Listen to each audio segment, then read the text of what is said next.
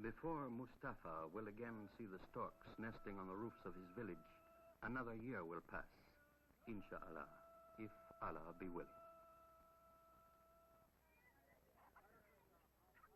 It was sad to say goodbye to the place of one's childhood, and still there was an excitement in Mustafa to think that he was to go away to a school in the city, to learn something of the world outside his village, inshallah, if Allah be willing. There are some who spend their lives on rocky hillsides of Morocco with the sheep.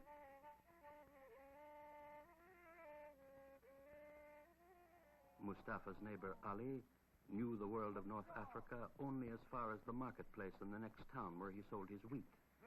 But a man's life could be very different if he had learning.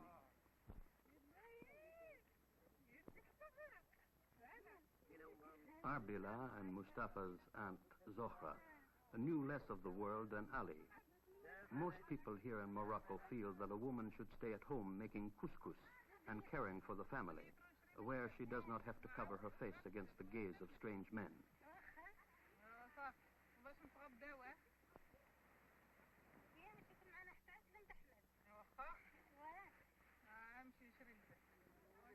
There came the day of leaving, a day of pride for Mustafa's father, whose schooling had never gone beyond the pages of the Quran, the Bible of the Muslims.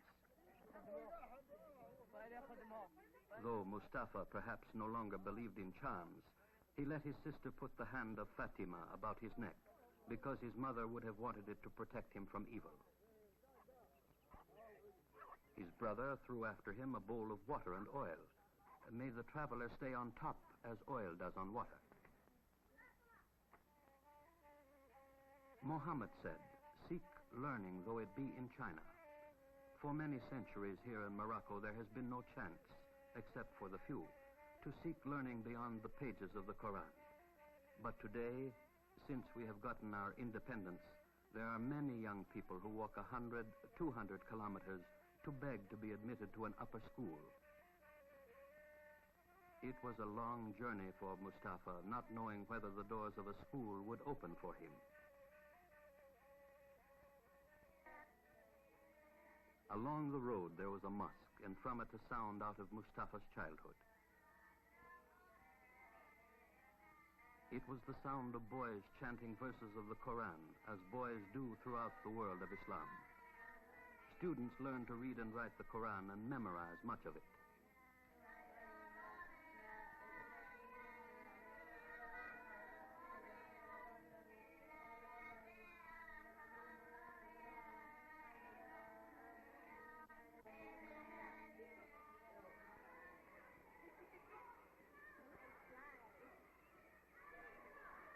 In the courtyard there was a spot marked with stones where the boys washed their writing boards. The word Allah is sacred and must not fall where it may be mixed with unclean water. Mustafa explained his journey to the Imam. He asked to stay in the mosque for the night.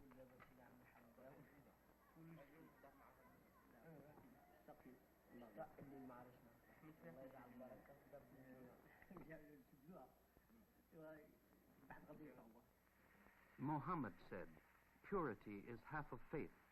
As a symbol of purity, the cleansing power of prayer, we wash our feet before entering a mosque.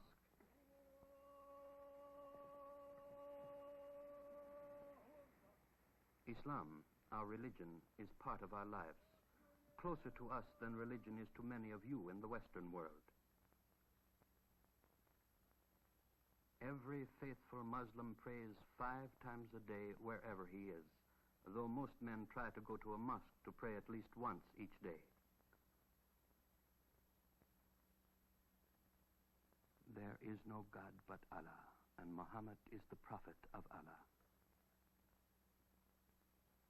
And yet Islam recognizes and honors other prophets, Adam, Noah, Abraham, Moses, Jesus. The origins of Islam are close to those of Christianity and Judaism.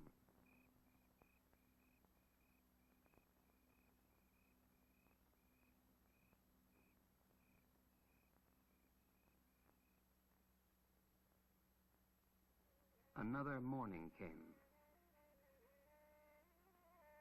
Mustafa saw a sight strange to the eyes in our land, a dam being built to provide electricity and irrigation water.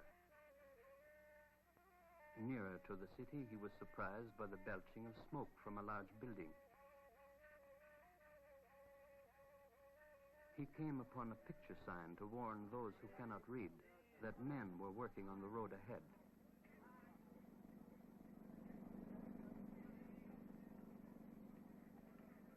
In our country, many men are needed for heavy work because we have few machines. Some break up the rocks to be used for the roadbed. Others carry the rocks in little baskets and pile them ready for use. We in the world of Islam were touched little by the Industrial Revolution that changed the face of your Western world. The Europeans who have lived here brought in some machines, but seldom were they for us of getting these machines that will help our people to a more plentiful life.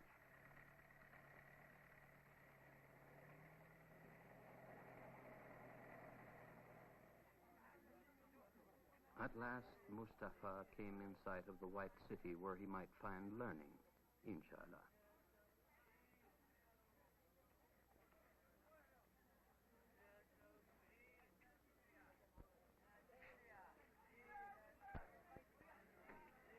It is not easy for a boy to come to a city, a strange place, alone and without friends.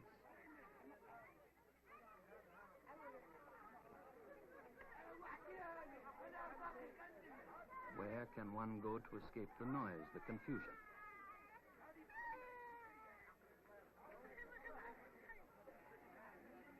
And then, at last, Mustafa saw a familiar sight to remind him that the world of Islam is one. A piece of paper may have written on it the name of Allah and must not be left on the ground where it may be stepped on and defiled. And though Mustafa had little money, he felt better when he had given alms, as the Quran tells us to do. It was a time to fight down the feeling of strangeness and look for a place to sleep. A young man was waiting for some work at a blacksmith shop.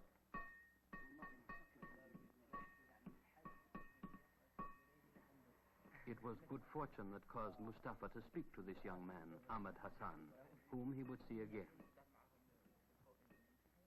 The hand to the heart and to the lips to express esteem. Ahmed pointed out the way to a fundak where Mustafa could stay for the night.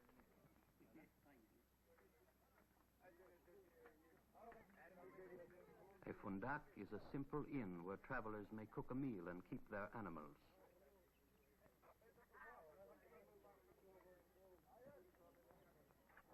Muhammad has said, "Be modest in bearing and subdue the voice, for the harshest of all voices is that of the donkey."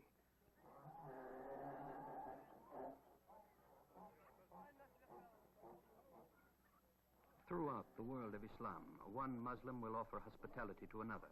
This is part of our faith.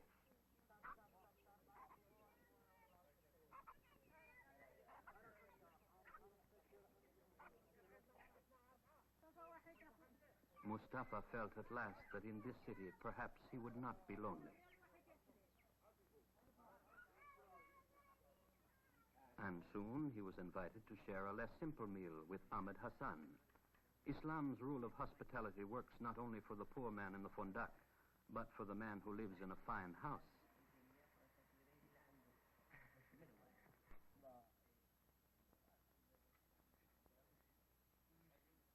Through the centuries, differences in customs have made men of different lands feel as strangers toward each other. To us, it is strange that you eat at high tables and on chairs instead of divans. You may think it strange that we share a single plate.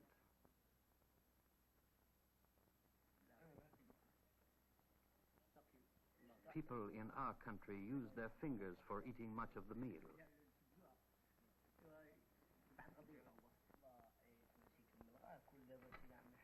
Strange to us is your custom of having women eat at a table when men have a guest.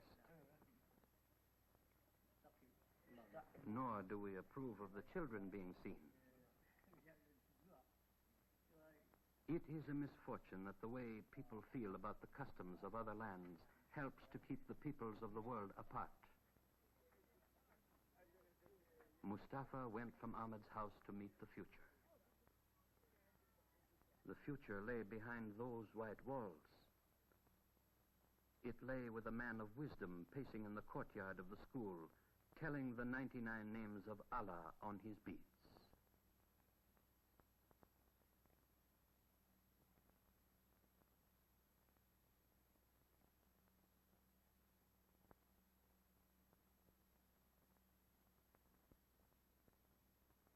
It is not always wise to interrupt a man in thought, but Mustafa knew only of his wish to be part of the greater world that was beginning to open up for a few of his countrymen.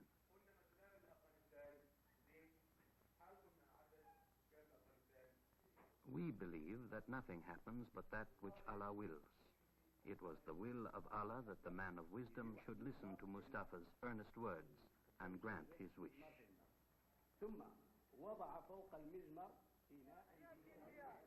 This city was to be Mustafa's home for the years during which he would become a man. Here he would buy his food, choose from the bright spices, call the grain merchant under the umbrella by name, pass each day the women selling donkey fodder. But first he must find a way of earning money to add to the small sum that his father was able to give him. Some students work part-time at making the fine leather that Morocco has produced for centuries.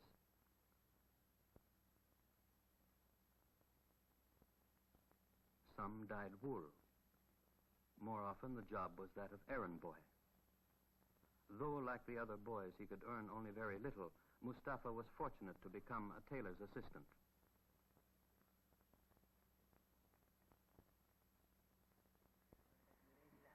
And in time, he found friends, other students to share a room and a full life.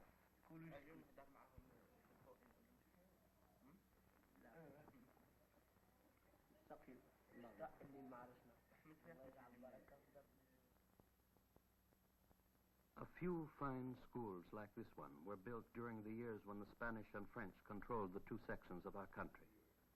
At that time, few Moroccans were able to go to them. The result, now that we have our independence, is that there are not enough trained persons to meet the problems of running our country, or teachers to train those who someday can. Mustafa and these others who were fortunate enough to find a place in one of our few schools will help to fill the great need.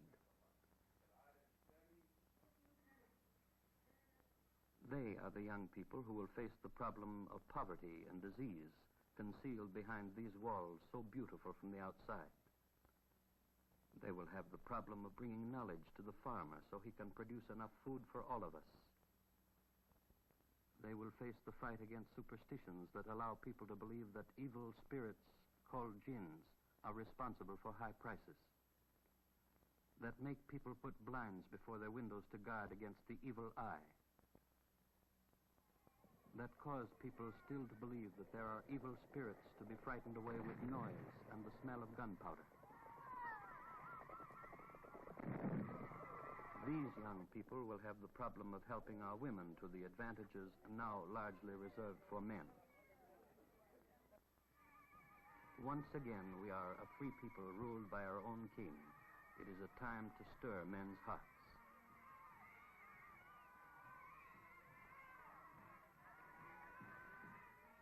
But when the excitement passes, it is a time to pause, time to think of the problems faced by our underdeveloped country in living with an industrial Western world. These are some of the things Mustafa will face in the years ahead.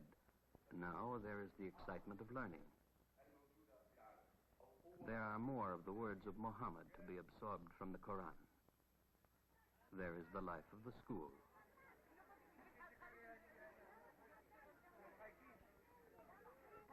Today, there are good friends.